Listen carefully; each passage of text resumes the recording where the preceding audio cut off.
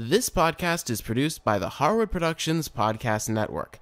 To learn more about the network and to find more of our shows, visit us online at www.harwoodpodcast.com.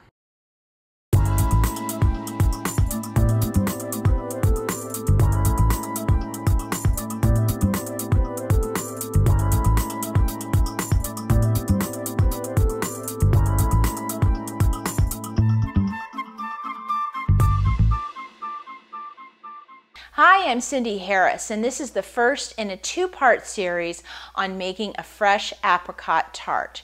Now today I'm going to start off by making the crust for my tart. Now for our tart, we're going to want to use a tart pan, and what makes this as a tart pan is that the bottom is removable, the side falls away. You can also see that it's much thinner than a pie dish. Pie dishes are usually a little bit thicker, and that's what makes this a tart. Now for this recipe, this is about an 8-inch circular tart pan. You can use square pans or rectangular pans or even little individual tarts if you'd like. But I am going to prepare this pan a little bit. So what I've done is I've melted about a tablespoon of butter, and I'm going to use my pastry brush. And you can see I'm going to want to brush the butter up the sides of the pan as well. I want to give those flutes just a little bit of butter so that it will really ensure that this tart releases nicely. So once I go around and do the sides, then I'll just do a quick coating on the bottom. Now you might think of just putting this pan in the oven like this, but if after you had put your tart together, you were pulling it out of the oven, you might accidentally push the bottom up, and that would be fairly disastrous. So what I have here is one of my rimmed baking sheets. You could put a piece of parchment or a piece of foil in the bottom, and then put your tart pan right on top. That way it's laying nice and flat. When you move it in and out of the oven, you're using the pan, not the sides of the tart pan. Also, when you're making a tart that has fresh fruit like the apricots, sometimes they'll have so much juices in them that they'll kind of bubble over a little bit, and you don't want that going in your oven. So this also helps collect any of the juices. So now that my pan is ready, I'm going to set this aside and I'm going to get my pastry ready. Now I like to make my tart pastry in a food processor because it makes it so easy. If you don't have one, you could also use a pastry blender, and that would work out fine. So I'm going to be using the metal blade in my food processor, and I'm just going to put all of the ingredients in there. Now I did want to take just a moment and talk about how I measure my flour out whenever I'm baking. I got an email from Kirsten from Amsterdam, and she was asking about this, so I thought I'd take just a moment and kind of show you step by step how I do it. I keep my flour in one of these big wide mouth containers, and one of the things that happens with flour, as it sits or gets jostled, it starts to settle, and you can see the levels kind of go further and further down as the flour compacts. Well, that's not the best way to measure flour, is when the flour is dense and compacted like this. So I just take a regular dinner knife and I kind of stir the flour up. And what that does is it lightens the flour, and can you see how the levels of the flour are coming back up? And that's what I want. So just kind of stir that around a little bit. And for this recipe, I need 1 1/4 cups of flour. So I have my 1 cup measuring cup. Now I'm going to take my cup and I'm just going to scoop it in here very gently and very quickly, just like that.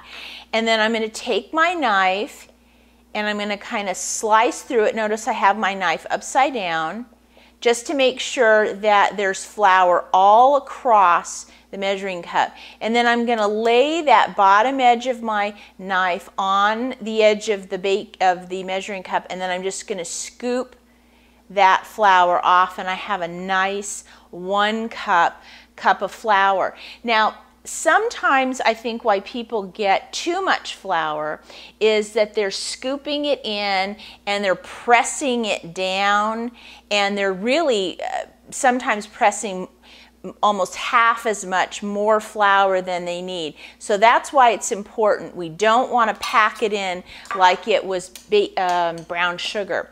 So again, I'm just going to stir it up. I give it a very quick and light scoop. Take my knife and level it off. Then I'm going to take my 1 cup of flour, put that in my processor bowl, and then I'm going to stir the flour again, scoop it, level it off, and add my 1/4 cup in as well.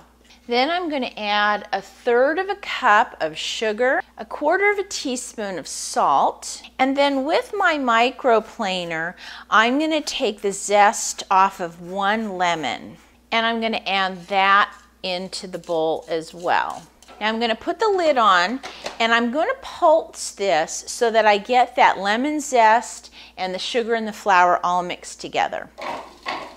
And when this is done, you shouldn't see any bit of the lemon zest. It should be all dispersed through the flour. And our last ingredient is 8 tablespoons of butter.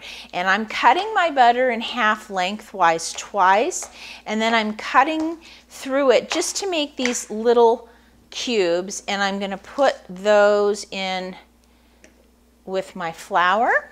And now I'm going to process the pastry. So I'm going to put the lid back on. I'm going to press the on button, and I'm just going to let this process. Now as this runs, you're going to see that it starts to clump together. And after about 2 minutes, you look and you see how this has really got some nice big clumps. The butter is all the way through the flour, and this is ready to go into our tart pan. Now we have our dough, and I'm going to take a small handful of it. I'm going to kind of press it out in my hands like this, and then I'm going to start pressing this into my tart pan. Now I start by pressing the pastry up into the sides of the pan first. So you can see I'm just using my fingers and I'm pressing it right up the flutes, just like this. Now one of the things that's important with a tart, it's real easy to let the pastry kind of just slope into the pan, and we really want a right angle. So use your finger to really press that dough into the side and then press it up. Now you can use little pieces of dough, like you can see here, this isn't quite reaching the top. I'm just going to take a little bit of dough, press that in, and if some of it comes up over the top, I'm just going to take my finger and press that down and then put the little bits back into the pan, because I can totally use that. And I'm just going to continue building those sides all the way around my tart pan. Now you can see I have the sides all the way done. Now I'm going to take some of my pastry and I'm going to press it into the center. And then you want to take your thumb and you want to press along these sides to make sure that you have the pastry going down and then at a right angle to the bottom. Now as that happens, you may notice that some of your top the pastry on the top starts to come off. If so, you just pinch that off. If you don't need any more pastry in your bottom, I'm just going to put those little bits back in my bowl. But you do want to make sure that you have a nice clean edge, and so by just pinching those little bits of dough, you really do get a nice clean edge, and it's pretty simple to do. Now you'll notice for this little tart, I have a little bit of pastry left. Not a lot, but a nice handful. I don't throw that away. I'm actually going to wrap this up in some plastic and put it in the freezer, because this could actually make a couple of nice little small individual tarts, and that would make it even easier to throw something together quickly. So don't throw this pastry out. Just wrap it up and put it in the freezer for another time. And then when you're ready to use it, just let it defrost for 15 or 20 minutes, and then you can press it out into another tart shell. In our next episode, we're going to create the apricot filling that goes into this tart shell. Now, if you'd like to get the recipe for the pastry and the filling, go to our website, go to the Sweet World show notes, and I'll have the recipe there for you. And as always, if you have any questions, please send me an email. See you next time.